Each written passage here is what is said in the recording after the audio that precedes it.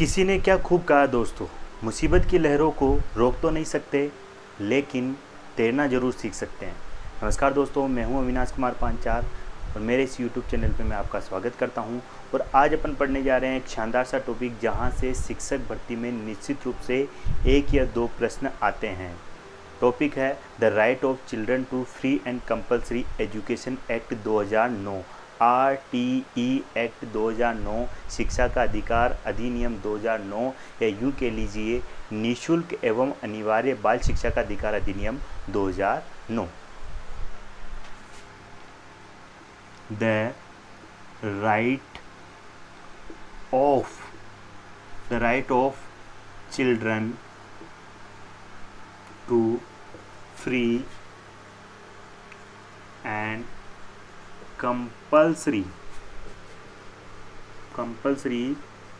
Education act 2009।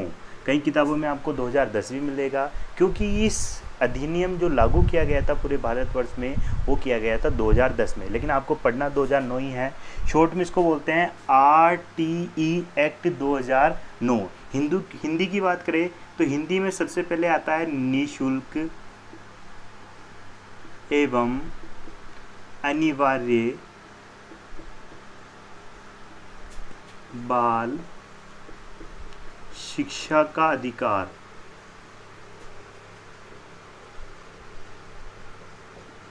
अधिनियम 2009। अधिनियम 2009 समय समय पर अपने भारत के बहुत से विद्वानों ने शिक्षा को निःशुल्क व अनिवार्य बनाने के लिए प्रयास किए।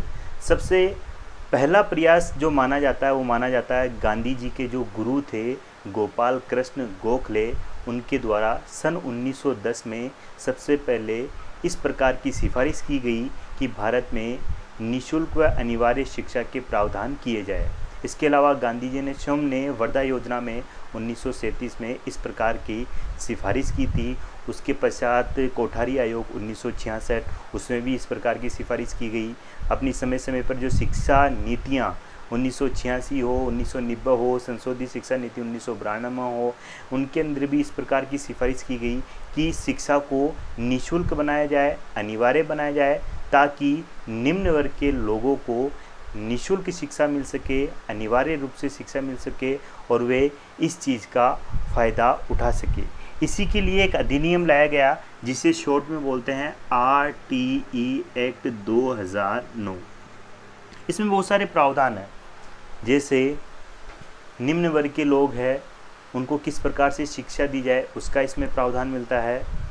इसके अलावा क्या फीस रहनी चाहिए, क्या शिक्षकों का अनुपात रहना चाहिए, एक शिक्षक के क्या उत्तरदायित्व हो सकते हैं, एक समुचित सरकार के क्या उत्तरदायित्व हो सकते हैं, माता पिता के क्या कर्तव्य होने चाहिए, विद्यालय के क्या उत्तरदायित्व होने चाहिए।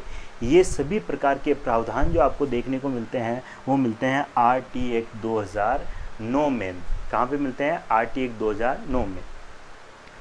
ऐसे ही प्रावधान की बात करें तो संविधानों में भी, संविधान के अंदर भी, भारत के संविधान में भी 3 जगह इस प्रकार के अपने को उल्लेख मिलते हैं।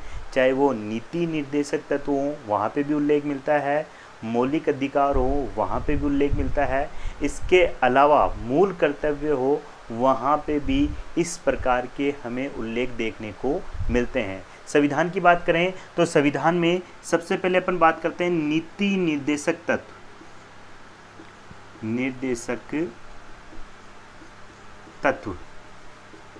नीति निर्देशक तत्व की बात करें तो भारत के संविधान के भाग 4 के अनुच्छेद 45 में, भाग 4 के अनुच्छेद 45 में नीति निर्देशक तत्वों में ये उल्लेख मिलता है कि समुचित सरकार की ये रेस्पॉन्सिबिलिटी होगी, ये कर्तव्य होगा, ये दायित्व होगा कि 6 वर्ष से कम उम्र के बालकों के लिए शिक्षा के अधिकारों का प्रावधान किया जाए, उनके संसाधन उनको उपलब्ध कराए जाए।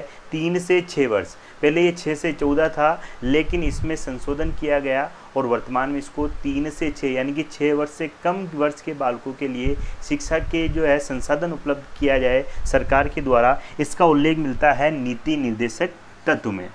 इसके अलावा अगर बात करें अपन मूल कर्तव्य की, मूल कर्तव्यों में भी शिक्षा के अधिकारों को जोड़ा गया है। मूल कर्तव्यों में 11वें मूल कर्तव्य को जोड़ते हुए जो कि अपने को मिलता है संविधान में भाग 4 के अनुच्छेद 51 के उपबंध क में मूल कर्तव्य में ये जोड़ा गया है कि माता पिता का यह कर्तव्य होगा कि वे अपने 6 से 14 वर्ष के बालकों को समीप ही किसी विद्यालय में प्रवेश दे, उनकी प्रारंभिक शिक्षा उनको प्रदान करे, ये उनका कर्तव्य होगा। ऐसा कर्तव्य जोड़ा गया है 11वें मूल कर्तव्य के रूप में मूल कर्तव्यों में। इसके अलावा मौलिक अधिकारों में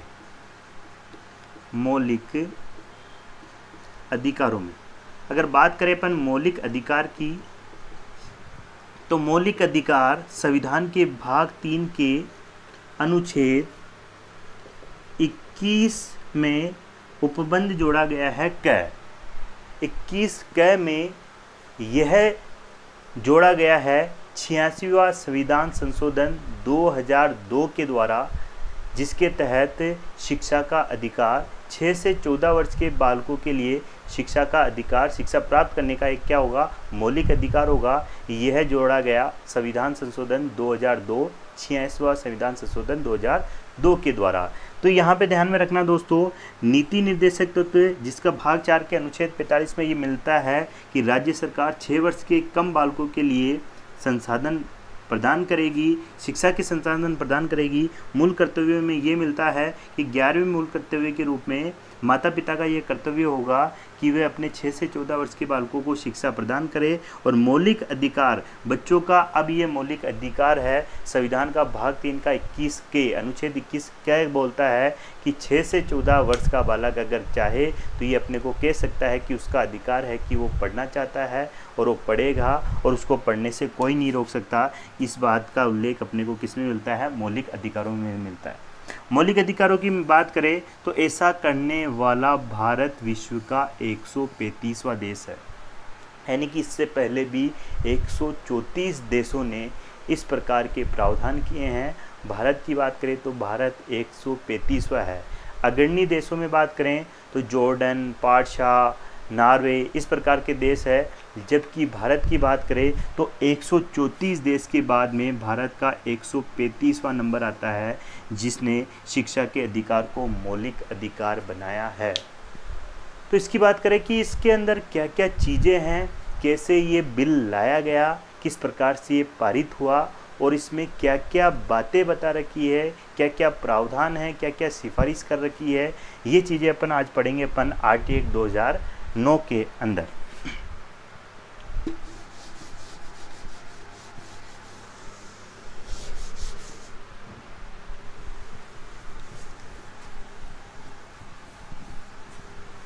सबसे पहले बात करें इस बिल की, शॉर्ट में इस बिल को बोलते हैं अपन RT एक्ट 2009। इस बिल को लाया गया था सबसे पहले संसद के अंदर, राज्यसभा में। अधिकांश जो बिल लाए जाते हैं वो लाए जाते हैं लोकसभा में, लेकिन ये जो बिल लाया गया था ये राज्यसभा में लाया गया था। उससे पहले 2 जुलाई 2009 को कैबिनेट के द्वारा शिक्षा के अधिकार अधिनियम को मंजूरी दी गई। ये तारीख जो है ये कुछ एक तारीख है, डेट है, जहाँ से फैक्चुअली डायरेक्टली प्रश्न आ ही जाता है। तो ये फैक्ट आपको ध्यान में रखना है कि RT एक्ट जो बिल है उसको कैबिनेट की मंजूरी कब मिली थी, 2 जुलाई 2009 को। इसके बाद में 20 जुलाई 2009 को राज्यसभा में इस बिल को पारित किया गया। सबसे पहले कौन से में, राज्यसभा में, सर्वोच्च सदन जो है राज्यसभा, वहाँ पे इस बिल को पारित किया गया। उसके बाद में 4 अगस्त 2009 को लोकसभा में इस बिल को पारित कर दिया गया।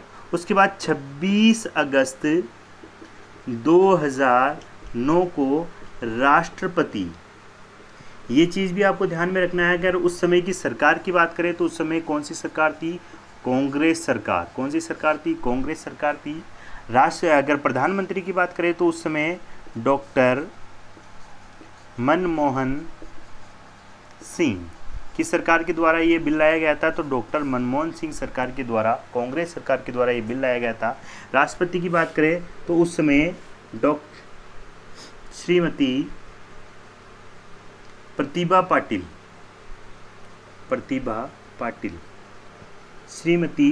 पाटिल उस समय राष्ट्रपति थी, जिनके द्वारा इस बिल पर साइन किए गए, हस्ताक्षर किए गए। और इसी हस्ताक्षर के साथ आपको पता है संविधान के अंदर, राजनीति के अंदर अपन पढ़ते हैं तो राज्य व्यवस्था में पढ़ते हैं, तो राष्ट्रपति जिस बिल पर हस्ताक्षर करते हैं तो वो बिल न रहकर अधिनियम बन जाता है। तो 27 अगस्त को राष्ट्रपति ने जो साइन किए थे 26 अगस्त को, उसके अगले दिन ही 27 अगस्त को 2009 को एक अधिसूचना जारी की गई, जिसमें ये लिखा हुआ था कि 1 अप्रैल 2010 से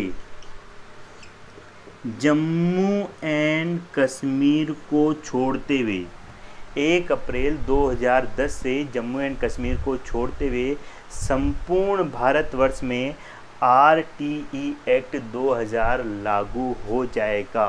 क्योंकि उस समय 2009 में भारत के जम्मू कश्मीर राज्य की बात करें तो उसमें धारा 370 लगी हुई थी, जिसके कारण यहाँ के कोई भी अधिनियम वहाँ पर लागू नहीं होते थे। इसीलिए जम्मू कश्मीर को छोड़कर पूरे भारत में 1 अप्रैल 2010 से RTE एक्ट 2000 लागू हो जाएगा, ऐसी अधिसूचना जारी की गई थी 27 अगस्त 2009 को। तो ध्यान में रखना दोस्तों कि अगर आपसे पूछे कि कैबिनेट की मंजूरी 2 जुलाई 2009 को, राज्यसभा में बिल पारित हुआ 20 जुलाई 2009 को, लोकसभा में बिल पारित हुआ 4 अगस्त 2009 को, राष्ट्रपति श्रीमती प्रतिभा पाटिल के द्वारा हस्ताक्षर किए गए 26 अगस्त 2009 को, अधिसूचना गजट नोटिफिकेशन में अधिसूचना जारी की गई 27 अगस्त 2009 को, जिसमें क्या लिखा हुआ था कि RTE एक्ट 2009 1 अप्रैल 2010 से जम्मू एंड कश्मीर को छोड़ते हुए पूरे भारतवर्ष में क्या हो जाएगा, लागू हो जाएगा। लेकिन दोस्तों अगर बात करें अपन जम्मू कश्मीर की, किसकी बात करें, जम्मू कश्मीर की, तो 5 अगस्त 2019 को जम्मू कश्मीर से धारा 370 हटा दी गई है। तब से ये अधिनियम अपने आप ही स्वतः ही, यानी कि 2019 के बाद वाले जो सत्र है 2020-21, वहाँ स्वतः ही अपने आप ही ये अधिनियम वहाँ पे क्या हो गया, लागू हो गया। लेकिन उस समय लागू नहीं था, लेकिन 5 अगस्त 2019 के बाद वाले सत्र से ये अधिनियम स्वतः ही वहाँ पे लागू हो जाता है। तो ये चीज़ भी आपको ध्यान में रखना है। और 5 अगस्त 2019 से पहले ये अधिनियम जम्मू कश्मीर में लागू नहीं था। अब इसके अंदर क्या क्या प्रावधान है, क्या क्या बातें बता रखी है, कितने अध्याय हैं, कितने इसके अंदर जो है आपको चीज़ें देखने को मिलेगी, बहुत सारे प्रावधान किए गए हैं।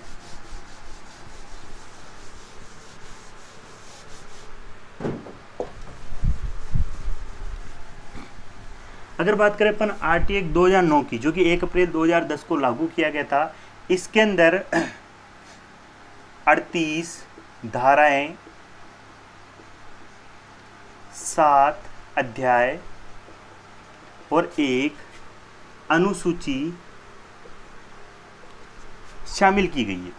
RTE एक्ट 2009 में 38 धाराएं, 7 अध्याय और 1 अनुसूची शामिल की गई है, जिसमें आपको ध्यान में रखना है इन 38 धाराओं में बहुत सारी बातें बता रखी है, बहुत सारे प्रावधान है कि जैसे एक विद्यालय के अंदर जो है छात्र शिक्षक का अनुपात किस प्रकार से होना चाहिए, किस प्रकार से SMC का गठन किया जाना चाहिए, एक शिक्षक के उत्तरदायित्व क्या हो सकते हैं, एक सरकार के कर्तव्य क्या हो सकते हैं, माता पिता के कर्तव्य क्या हो सकते हैं, इस प्रकार की बहुत सारी बातें जो बता रखी है अपने को 38 धाराओं में। जिस प्रकार से संविधान अपन पढ़ते हैं तो संविधान के अंदर अनुच्छेद आते हैं, हर अनुच्छेद में आपको अलग अलग बात देखने को मिलती है। उसी प्रकार से RTE एक्ट 2009 में यहाँ पे 38 धाराएं हैं, 7 अध्याय हैं और 1 अनुसूची है। इन अध्याय व धाराओं के अंदर आपको अलग अलग प्रावधान देखने को मिलता है, जो कि शिक्षा के तहत लागू किया गया है। अब सबसे पहले अपन बात करते हैं अध्याय की। तो RTE एक्ट 2009, RTE एक्ट 2009। इसके अंदर अगर अपन बात करें तो वर्तमान में कितनी है, अध्याय 7। आरटी एक्ट 2009 वर्तमान की क्यों बात करें, क्योंकि इसमें समय समय पर संशोधन भी किए गए। इसमें 2009 के बाद में 2012 में संशोधन किया गया, 2019 में भी इसमें क्या किया गया था, संशोधन किया गया था। तो बहुत सी किताबों में वो चीज़ भी आपको देखने को मिलती है, लेकिन अपन बात कर रहे हैं अभी आरटी एक्ट 2009 की। इसके अंदर कितने अध्याय हैं, इसके अंदर 7 अध्याय हैं। इन 7 अध्यायों को आपको ट्रिक के हिसाब से याद करना है। इस ट्रिक के हिसाब से, ट्रिक है प्राणी कर्तव्यों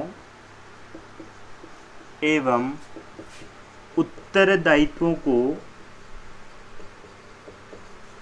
प्राणी कर्तव्यों एवं उत्तरदायित्वों को पूरा कर संरक्षण प्राप्त करेगा। फिर से बोल रहा हूं, प्राणी कर्तव्यों एवं उत्तरदायित्वों को पूरा कर संरक्षण प्राप्त करेगा। प्राणी कर्तव्यों एवं उत्तरदायित्व को पूरा कर संरक्षण प्राप्त करेगा। प्रा से आपको ध्यान में रखना है, अपन पढ़ रहे हैं अध्याय, कितने अध्याय हैं, 7। प्रा से ध्यान में रखना है प्रारंभिक, प्रा से प्रारंभिक। नी से आपको ध्यान में रखना है जो इसका नाम है, और इसका नाम क्या है, निःशुल्क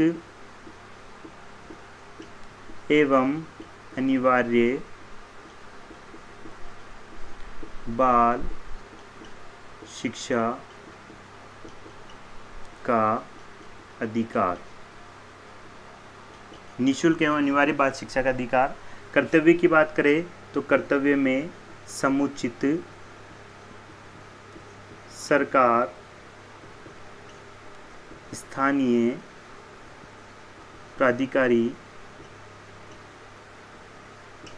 एवं माता पिता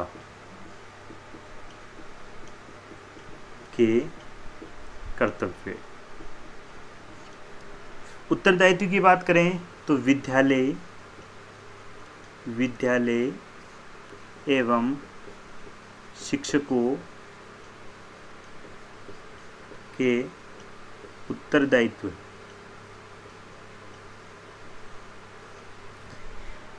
यहाँ पे ध्यान में रखना है पूरा कर, क्या पूरा कर, पाठ्यक्रम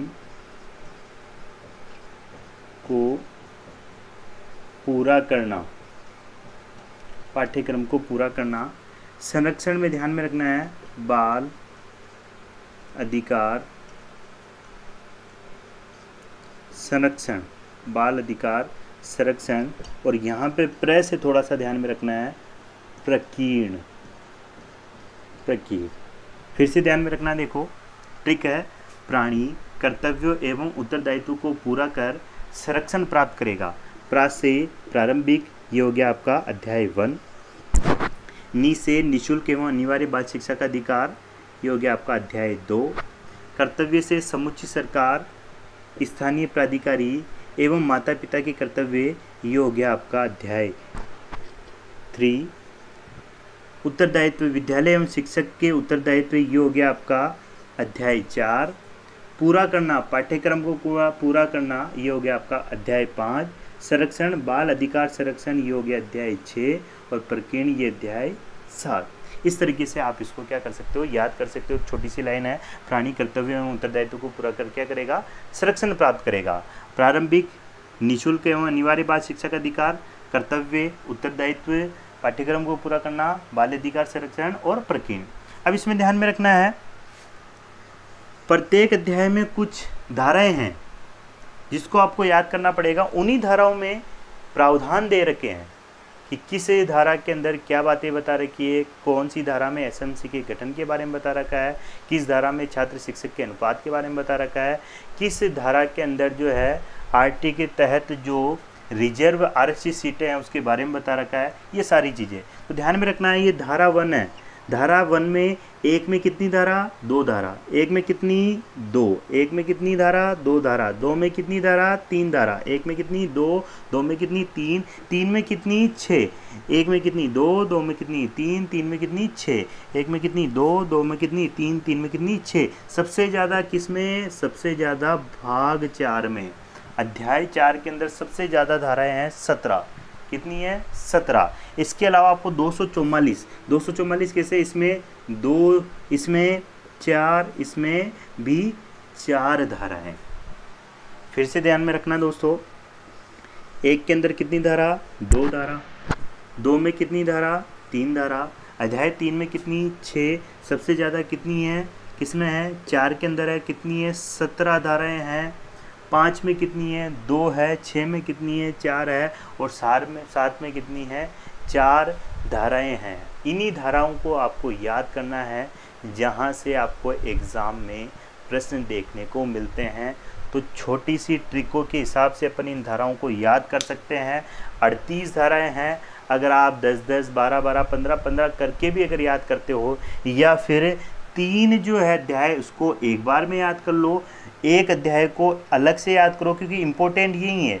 यहाँ से आपके प्रश्न में जो है बनता है, वो बनता है आपके अध्याय 4 में से, विद्यालय एवं शिक्षकों के उत्तरदायित्व में से। तो ये तो आपको याद करना ही है, और ये सारी धाराएं मैं आपको ट्रिक के हिसाब से थोड़ा सा रिलेटेड करके आपको याद कराऊंगा, और निश्चित रूप से ये सारी धाराएं आपको क्या हो जाएगी, याद हो जाएगी।